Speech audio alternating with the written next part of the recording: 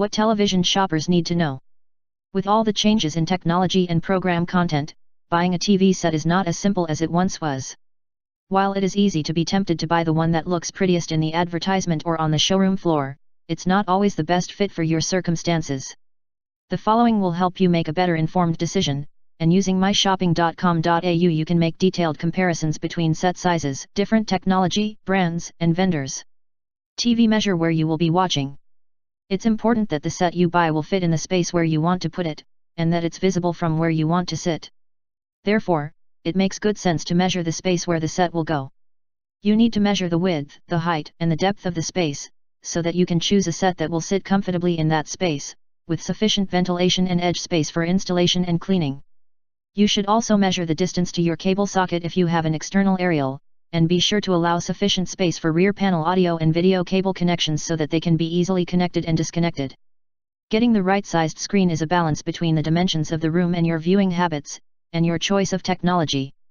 A regular TV has a screen aspect ratio of 4:3, that is, the dimensions are 4 units wide by 3 units high, and its size is given as a diagonal measure across the screen. The most comfortable viewing range for a regular TV is to be a distance away from the screen that is 3 to 6 times its given size. For example, a 48 cm regular TV is best viewed further away than 116 cm and closer than 232 cm.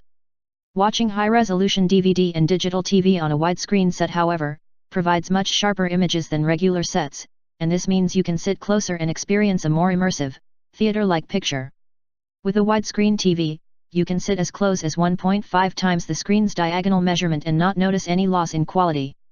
Sitting farther away than 3 times the screen, however, means you're likely to miss out on the immersive theater feel, even though image-wise, the sharper pictures will be clearer from a greater distance. Conversely, what this means, is that for the same given room space, you can install a significantly larger TV if it's widescreen. So in today's market, you are faced with one major deciding factor: regular TV or widescreen. While the regular TV dimensions are 4:3, see above, a widescreen set has an aspect ratio of 16:9, 16 units wide, 9 units high, and this is the same shape as many cinema screens and movies. Widescreen sets are more expensive per square cm of screen than a regular TV, and more regular TV is watched than DVDs and movies, so 4:3 sets continue to be a popular choice. However, standards are rechanging rapidly and almost all digital, flat panel, and rear projection TVs are widescreen.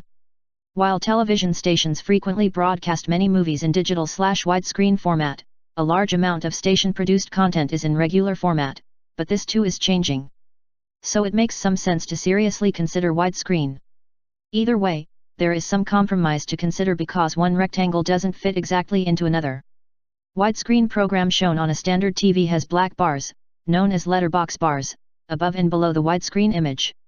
The alternative to this is to sacrifice some of the picture at each edge of the screen, and get the full depth of the picture. When you watch a program formatted for regular TV on a widescreen, black bars, known as window box bars, appear on either side of the picture. One alternative to this is to lose some picture at the top and bottom of the screen. But one of the features of a widescreen TV is the ability to stretch, crop, or zoom the regular 4:3 image so that it fills the screen, ultimately distorting the image or losing some of its content. Picture quality, audio quality, connectivity. Using an online shopping comparison such as myshopping.com.au doesn't give you the personal feel of looking at the TV set on the showroom floor. However, once you've narrowed down your choices according to size and manufacturer specification, it may pay to look at some sets so you can judge picture quality for yourself. So what makes a good picture? One of the first considerations is contrast. In order to have clear, sharp and bright pictures, the screen itself must be dark. Screens that are too green or gray will not produce high-definition images. Do this with any surrounding televisions turned off and an even light in the room. A second consideration is the flatness of the picture tube. If you are looking at an LCD or plasma screen, this is already flat, but with picture tube technology, flatter tubes result in less glare from windows and lamps, and less shape distortion. A flat tube screen will give you a better viewing experience. If a TV doesn't have a comb filter, its resolution will be limited to about half the full potential of a DVD. While comb filters affect only composite video or RF connections, sets with a comb filter can usually provide all of the resolution of DVD and will not have distracting rainbow images where highly contrasting colors coincide. Comb filters include glass, digital, and 3D, and different types provide different levels of quality, but ultimately, it's better to have one than not. Digital and high-definition TV means that the ability for a TV to display a progressive scan image is also a factor that affects picture quality. A progressive scan image is a feature of digital TV broadcasting and DVD imaging with a more film-like look to it than normal video. For optimum television watching, you need to consider the quality of the sound too. It is now quite common for people to integrate TV and hi-fi equipment into a more complete home entertainment system, giving a more dynamic home theater experience. Digital and high-definition TV and DVD, sound quality is similar to that of CDs, so it makes sense that audio connectivity allows you to connect into surround sound or other high-quality sound systems. It's worthwhile to check to see that the TV has at least one set of stereo audio inputs and one set of stereo audio outputs, as well as video input and output connectors. On the input side, check for RCA composite, S-video, and component video inputs. You can frequently find an additional set of audio and video inputs and/or outputs on the front or at the side of the TV, a very convenient location for more temporary connections, such as game consoles, web TV or video camera equipment. It can be terribly inconvenient if you are limited to only connections at the rear of the set, or only one set of inputs and outputs, which can often mean unplugging and reconnecting permanently installed equipment. If you are intending to use a set-top digital receiver, make sure the TV has the correct connections, and that they are compatible with the receiver equipment. Using myshopping.com.au you can search through a great number of brands for the correct specifications. Ideally such connections should be made with FireWire, DVI-D with HDCP or HDMI connectors. Plasma or LCD. While there are still quality CRT televisions, tube style, being manufactured, the current television technology being pursued by manufacturers is plasma high definition or LCD, liquid crystal display. The main advantages these two technologies offer includes the smaller space taken up, mostly in depth, for a bigger picture, less heat and therefore less electricity consumed, generated for a bigger picture, and the appearance of compactness through digital technology. But what are the differences? In the plasma TV over 1 million tiny glass cells are charged with a mixture of neon and xenon, behind which are colored phosphors that emit light when energized. Each cell has a red, blue, and green phosphor. When plasma cells are charged, they emit invisible UV light. That strikes the red, green, and blue phosphors on the back of the display, creating the pixels that form the image you see on the screen. LCD, however, is a suspended liquid between two transparent panels that, when activated by voltage, reposition themselves so that they either allow the light to pass through the panel and/or block the light, a similar process to turning on and off millions of light bulbs.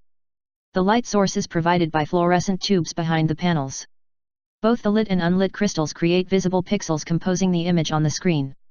Many independent reviewers believe that manufacturers' specifications of plasma TV is not accurately portrayed. LCD appears to be both brighter and offer more contrast, whereas plasma appears to have higher definition color, superior viewing angles and faster response time, providing crisper screen movement. Plasma uses more power than LCD, but may provide a more theater-like viewing experience. Use myshopping.com.au to compare the latest brands of plasma and LCD televisions. Remote controllers and accessories. All TV sets come with remote controls.